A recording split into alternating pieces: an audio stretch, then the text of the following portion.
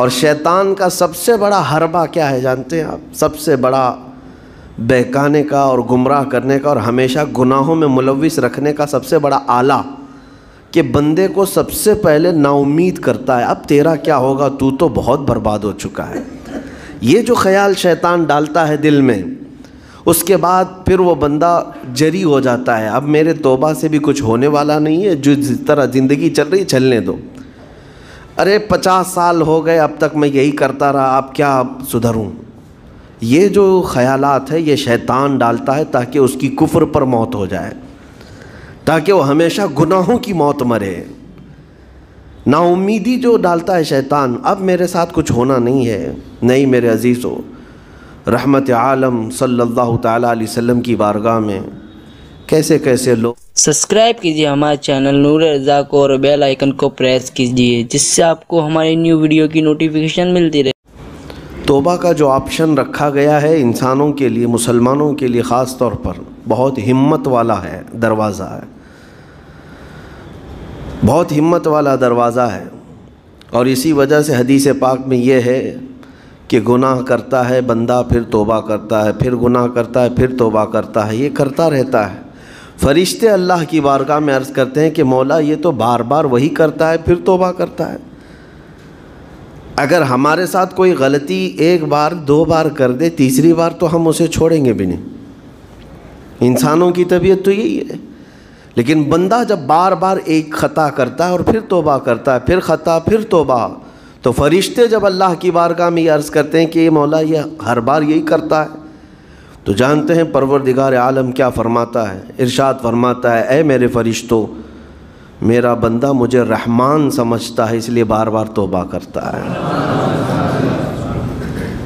مجھے وہ ارحم الراحمین سمجھتا ہے، ورنہ کون بار بار اللہ تبارک و تعالیٰ کی بارگاہ میں دروازہ کھٹکھٹاتا۔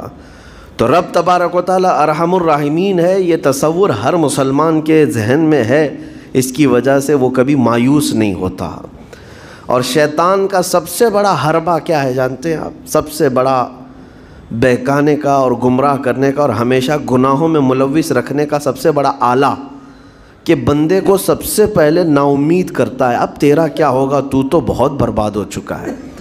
یہ جو خیال شیطان ڈالتا ہے دل میں، اس کے بعد پھر وہ بندہ جری ہو جاتا ہے، اب میرے توبہ سے بھی کچھ ہونے والا نہیں ہے، جو جس طرح زندگی چل رہی چلنے دو، ارے 50 سال ہو گئے اب تک میں یہی کرتا رہا، اب کیا سدھروں۔ یہ جو خیالات ہے یہ شیطان ڈالتا ہے تاکہ اس کی کفر پر موت ہو جائے، تاکہ وہ ہمیشہ گناہوں کی موت مرے۔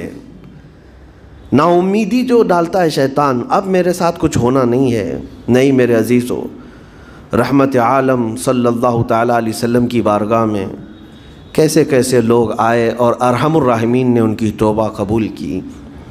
آپ کو ایک بات میں بتاؤں، سیدنا عمر ابن خطاب رضی اللہ تعالیٰ عنہ کا دور ہے۔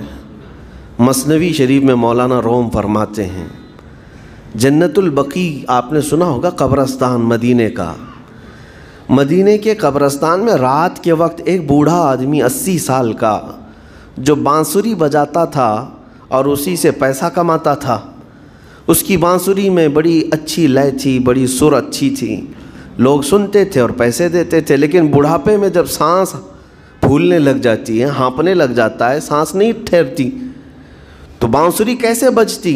اس کی لے ٹوٹ جاتی، لہجے بدل جاتے۔ بوڑھا آدمی اب اس کی بانسری سننے کو کوئی آتا نہیں تھا اور پیسے ملتے نہیں تھے، تھک ہار کر کے وہ آیا، رات کا وقت تھا، جنت البقیع قبرستان میں، 80 سال کی عمر کا ہو گیا ہے، اس نے بانسری توڑ دی، کہا زندگی بھر جس چیز سے میں کماتا تھا اب میری سانسوں نے جواب دے دیا، جسم پھولنے لگا ہے، سانس زیادہ آنے لگ گئی ہے، اب میرا کھانا پینا کیسا چلے گا؟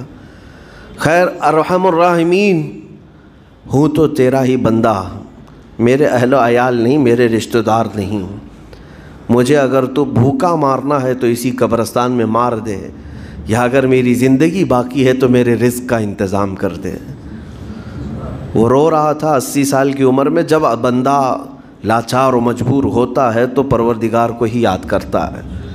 جانتے ہیں عمر ابن خطاب رضی اللہ تعالیٰ عنہ امیر المومنین مسجد نبوی میں تھے اور ان کی آنکھ لگی تھی، خواب میں رسول پاک صلی اللہ تعالیٰ علیہ وسلم تشریف لائے، کہا عمر اللہ کا حکم ہے جنت البقیع میں جاؤ، ایک بھوکا آدمی کھڑا ہے، اپنے گھر سے کھانا لے جاؤ اور اس کی ضرورت کا انتظام کرو۔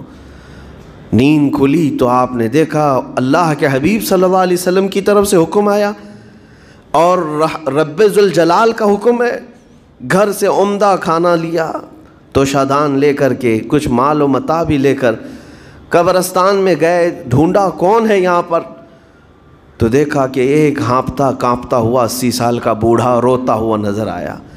امیر المومنین اپنے ہاتھ میں توشادان لے کر اس کے قریب گئے، کہا تو بھوکا ہے؟ کہا ہاں بھوکا ہوں، بیٹھ چل میں تجھے کھلاتا ہوں۔ دسترخوان بچھا کر اسے اپنے ہاتھوں سے کھلایا اور اسے اپنی ضرورت کے مطابق جو ضروریات تھیں اس کی ضرورت کے مطابق وہ ساری چیزیں دی۔ وہ بوڑھا پوچھتا ہے آپ کون ہیں؟ حضرت عمر فاروق نے کہا میں عمر ابن خطاب ہوں۔ وہ ڈر گیا، حضرت عمر سے کون نہیں ڈرتا تھا کہ کہیں یہ کھلا پلا کر کے مجھے کوڑے نہ ماریں کہ زندگی بھر بانسری بجانے والا آج پکڑا گیا ہے، ہاں آج مجھے یہ سزا نہ دے دے۔ وہ کانپنے لگا، کہا کہ آپ یہاں کیسے؟ حضرت امیر المومنین کہتے ہیں میں خود نہیں آیا، مجھے اللہ کے رسول نے بھیجا، اور رب تبارک و تعالیٰ کا حکم آیا تھا کہ تو بھوکا ہے اور تو نے رزق مانگا ہے اور مجھے تیرے رزق دے کر کے بھیجا گیا ہے۔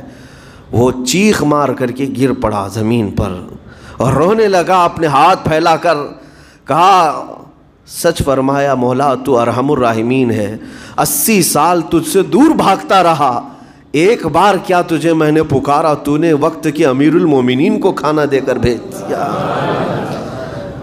اللہ رب العزت کی بارگاہ میں نا امیدی اور مایوسی جو شیطان لاتا ہے اس سے بندے بھٹک جاتے ہیں، بہک جاتے ہیں، انہیں توبہ کی توفیق بھی نہیں ملتی۔ اسی لیے میرا مولا فرماتا انا عند ظن عبدی بی، رب تعالیٰ فرماتا میرا بندہ میرے بارے میں جیسا گمان کرتا ہے میں اس کے ساتھ ویسا سلوک کرتا ہوں۔ تم کیا گمان کرتے ہو؟ وہ سخت پکڑ کرے گا، ابھی مار ڈالے گا، وہ غفار ہے، قہار ہے، جبار ہے، لیکن ساتھ میں وہ ستار بھی ہے، وہ رحمان بھی ہے، رحیم بھی ہے۔ اگر رب تبارک و تعالیٰ ہر چیز پر پکڑ کرتا تو ہمارا تو جینا ہی نہیں تھا، یہاں پر اتنے گناہ ہو چکے۔ اور وہ رب تعالیٰ فرماتا وسعت رحمتی کل شیء، میری رحمت نے ہر چیز کو گھیر رکھا ہے۔ اللہ رب العزت بندوں کو معاف کرنے کا اظہار زیادہ فرماتا ہے،